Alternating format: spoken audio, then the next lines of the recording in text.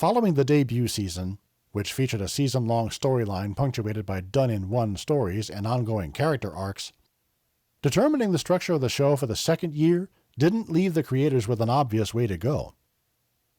Even if Season 2 doesn't quite reach the heights of the debut year, for the most part, the series remains a solid police drama. The largest problem facing the producers is how to write off David Caruso, introduce Jimmy Smits, and try to keep the show running smoothly during the transition. Getting to know Jimmy Smits as Bobby Simone. Given the producers' problems with juggling two male leads in the previous season, or at least the perceived problem by one of the co-leads, it's a little surprising in retrospect that an established TV star was brought in to replace David Caruso. Bochco and Milch must have had incredible faith in Jimmy Smits' ability to craft a character that the audience could embrace, while also accepting that he wasn't going to be the sole star of the show. After Smits leaves the series, he's replaced by two actors during the last half of the show's run, both of them former child actors who clearly aren't intended as true equals of the Zipowicz character. Maybe the producers didn't think they could get that lucky again? While Caruso's character, John Kelly, is usually known by fans and other characters on the show as Kelly, Detective Bobby Simone is always Bobby. This hints at Smits' softer portrayal. He shares some of Kelly's personality traits, but isn't as rough-edged and is far less intense than Caruso's character. Another contrast with Caruso's character, Detective John Kelly was a second-generation cop, while Bobby Simone comes from a rough neighborhood, and many of the kids he knew growing up are now in jail. Season 4 even establishes that Sipowicz once investigated one of Bobby's childhood acquaintances during his days on the robbery squad, when the Skell comes back to cause Bobby trouble today. Bobby, by the way, needs a haircut. Smits has half a mullet going on for most of his stint on the show. This was probably considered a fairly stylish coif for an early 90s TV star, but it doesn't look like cop hair. Jimmy Smits, by all accounts, was beloved by the cast and crew of the show, even though he only lasted for as long as his initial contract, eventually revealing that he left because Milch's last-minute scripts frustrated him as an actor. He did make a surprise cameo appearance during an early episode in the show's final season. He was also around months later for the series' wrap party, and he hosted the farewell special. Remember, this was 6 years after he quit, so clearly he enjoyed the people on the show. He also appeared on a few series overseen by Blue alumni. He was a season-long guest star on Dexter during Charles H. Egley's time as showrunner, in addition to his appearances on Sons of Anarchy, which had Paris Barclay as a producer. Season 2 Highlights. Detective John Kelly's exit. Everyone in America knew that Caruso was leaving the series due to behind-the-scenes conflicts, and that movie career, so providing his character with a noble exit that worked within the context of the existing storyline was no mean feat. They could have gone the cheap route and have Kelly shot and killed while on a bust, maybe even create a story that parallels his own father's murder, but they didn't. Allegedly, this is how Milch wanted to write Caruso off. Honestly, they could have just killed Caruso off in between seasons and opened with his funeral this year, telling Caruso not to return at all. But they didn't. There's no way this exit was going to be perfect, but for the most part, the writers did a credible job with the thankless task. Some fans point to Season 2 as the debut of the show's formula. 2 cases are worked, the suspects are caught, and the episode closes with some personal life scenes. But arguably, the episodes have variety to them. We're still seeing the detectives testify in court, an aspect of their jobs that's forgotten in later years. And not every case begins at the opening of the episode. There's still a sense that these cops have been at this for years, and are dealing with some of the same scumbags they've always hated, such as the wife-beater who frustrates Sipowicz in the early episodes this season. A basic formula does come into existence, but it's fairly broad. The way the show contrasts the basic joys and heartbreaks in life still feels real. One memorable scene has Lieutenant Fancy proudly showing off a photo of his new baby boy to Sipowicz, who earlier that day discovered the body of his friend, Dan Breen, murdered by his mentally handicapped son. Fancy doesn't want to be too happy around Sipowicz, and Sipowicz doesn't want to insult Fancy by rejecting the photo. But it's clear that the two really have nothing to say to one another in this moment. Just allowing the scene to be uncomfortable and not give either character the right thing to say is a testament to both the writers and the actors. You're still seeing all kinds of cops. The models playing detectives we'll see in the later seasons haven't fully arrived. So when other detectives who aren't regular cast members pop up in episodes, you get the sense that these are old vets just doing the job, having their own lives behind the scenes of the show.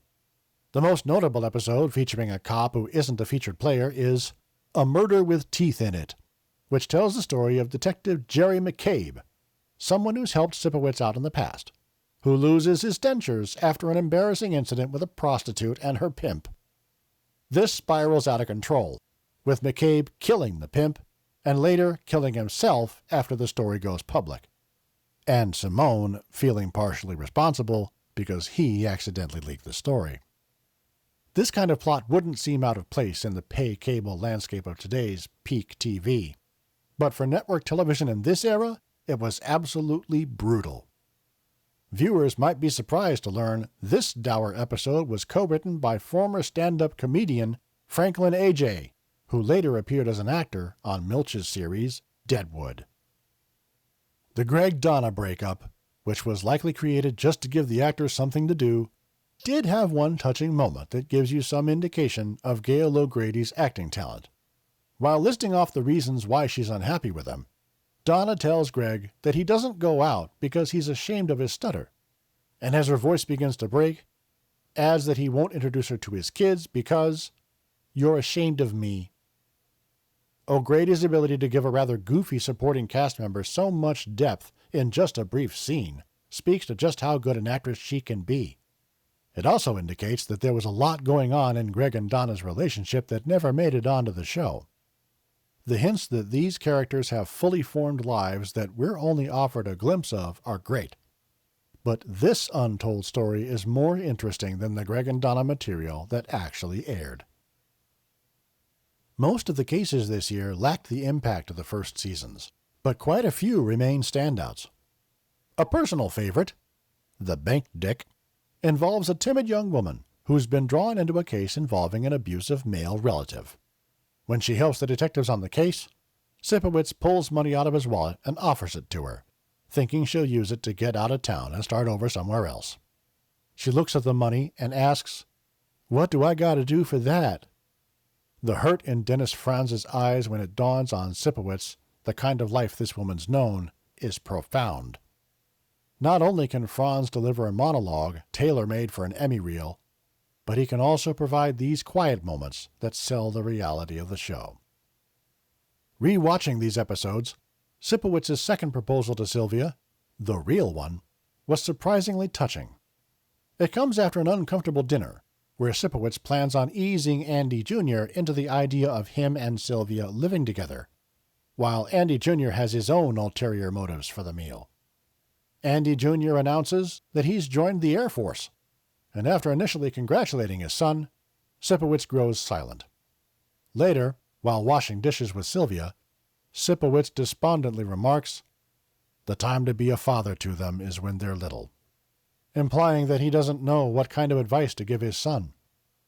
It seems that Sipowicz is only now realizing what the much angrier Andy Jr. of the first season tried to tell him. It's not his place to tell Andy Jr. anything. Sipowicz was absent for most of his son's childhood, and now that his son is an adult, offering Andy Jr. any guidance in life makes him feel like a fraud. Sylvia realizes how much this hurts Sipowicz, and, knowing now that she's essentially the only family he has left, says, "Ask me again." Sipowicz eventually picks up on her meaning and proposes for a second time in their kitchen. This is a classic example of Milch just rolling with the punches and producing great work out of what he's been given. The inspiration for Andy Jr. joining the Air Force is his new buzz cut, which the actor had to get for his role on Sequest DSV. It's also a case of the producers not realizing that the audience was one day going to see the titles of the scripts on their television screens. This moment, one of the show's most touching, appears in the episode In the butt, Bob. Regarding those episode titles, critic Alan Sepinwall has reported that Milch couldn't remember any of the punny episode titles during one of their interviews. And considering the offhand way Milch would treat titles on his own shows, eventually dropping them altogether, it's assumed the cheeky titles came from Stephen Bochco. Viewers might recognize Andy Jr. as actor Michael DeLuise, the son of Dom DeLuise, and one of the headbangers in Wayne's World's tribute to Bohemian Rhapsody. The actual wedding between Andy Sipowicz and Sylvia Costas isn't particularly memorable, but the lead-up to it has some great Sipowicz moments. Andy's paranoid, in the days before the wedding, that his side of the church is going to be empty, given the number of people he's alienated during his years drinking. This would embarrass anyone, but to Sipowicz, it's a testament to the years he's spent lost in the bottle. Most important to him is seeing Andy Jr. there, but Jr. can't make it due to his commitment to the Air Force. This does have a TV happy ending, though. Sipowicz's inability to escape his past, and the shame he carries for his lost years, is an element of the show that sticks around until the end. Now, the moments of Season 2 that don't quite hold up. And yes, the same subject tops the highs and lows list. Season 2 Lowlights. Detective John Kelly's exit. While the departure of David Caruso was orchestrated as well as could be expected, there is one element that's a severe disappointment. Caruso and Franz are still sharing a minimal amount of screen time together, meaning that Sipowicz barely interacts with his partner during their final days together. The last episode with John Kelly doesn't even feature Kelly and Sipowicz working a case together. In fact, Sipowicz is off in an allegedly humorous subplot involving a dead cop that croaked while engaged with Sipowicz's old prostitute. It's literally Weekend at Bernie's, cop style, intercut with the story of Kelly investigating a case involving a dead baby, all while the political strings are being pulled to force him off the force. Sipowicz and Kelly share one final scene together, one that is just as well written as viewers should expect it to be. Yet it only lasts a minute or so. Kelly says he's going to leave. Sipowicz tells him not to. Kelly says his mind is made up, and then Kelly is gone. Even considering the producers stopped trying to sell the Kelly-Sipowicz partnership mid-season last year, it remains a disappointing conclusion to their pairing. Kelly's exit is followed in the very next episode by the introduction of Bobby Simone. Looking back on these episodes, it's not hard to notice that the early Bobby Simone episodes are a dip in quality. Likely nervous about replacing the charismatic Caruso with a new actor, the producers are far too desperate for the audience to like the new guy. Within a few minutes of his introduction, he's already rescuing Lesniak from her abusive ex-boyfriend, who's now brandishing a gun and is ready to kill everyone in the squad room. The entire squad joins in the fight, but it's Bobby who subdues him. Later in the episode, we discover that Bobby is a widower, and he spent the past few years taking care of his cancer-stricken wife. A few episodes after that, Bobby saves Sipowicz's life from a gunman, and Sipowicz goes out of his way to point out that this situation never happened with his previous partner. Bobby also manages to collar a serial killer who slipped past more seasoned investigators for over 10 years now. And by the time we're at the season finale, our former hero John Kelly can't make it to the wedding. We're told through a one-sided phone conversation. So who's Sipowicz's best man? The new hero, Bobby Simone, of course. As likable as Jimmy Smits is as Bobby Simone, the hard sell is a little much. Bobby Simone's character, presented to the audience initially as an introverted widower still making his way through the biggest loss of his life, wouldn't seem to be an obvious candidate for Blue's gratuitous sex scenes. That doesn't stop the producers from cramming him into the kind of shallow, quickie hookups from the Caruso days, however. This is a clear case of the producers telling, not showing us, just how broken up Bobby is over his wife. The character arc they're trying to sell, wounded by their desire to exploit the nudity gimmick. This probably comes more from the Bochco side than the Milch side. Milch was free to have all the nudity he wanted on HBO's Deadwood, but didn't feel a desire to work nudity into each episode. Finally, perhaps the most infamous storyline of the show's history begins this season. It doesn't turn truly idiotic until next year, but the seeds are planted this season. This is the Martinez-Lesniak romance, which consists of Martinez just suddenly declaring that he's interested in Lesniak. Why isn't clear.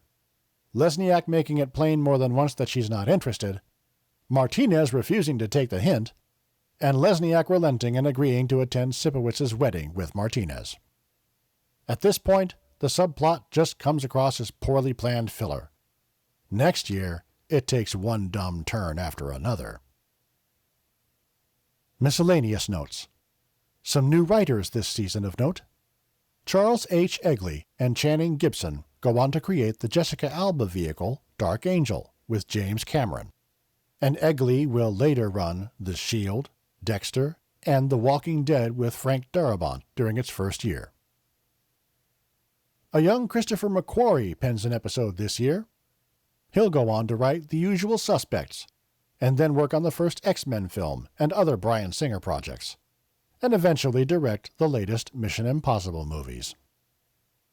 And David Mills' first TV script is this season. He goes on to write for ER, Picket Fences, The Wire, and Treem. More on Mills next season. Sipowicz says.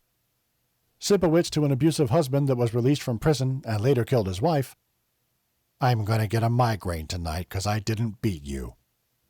Possibly the best Sipowicz intimidation line during the series' entire run.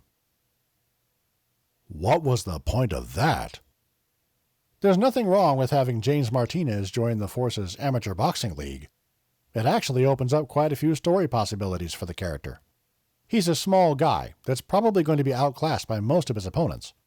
His natural disposition is just too nice for the sport, and the boxing matches offer an opportunity for him to interact with other cops in a totally different context than we've seen so far. Having Fancy, another character without a lot to do, act as his boxing coach also opens the door for some potentially intriguing stories. So what comes of it? Some nice sparring scenes that last all of one episode, and the show just forgetting by the next season that Martinez is a boxer. So what was the point?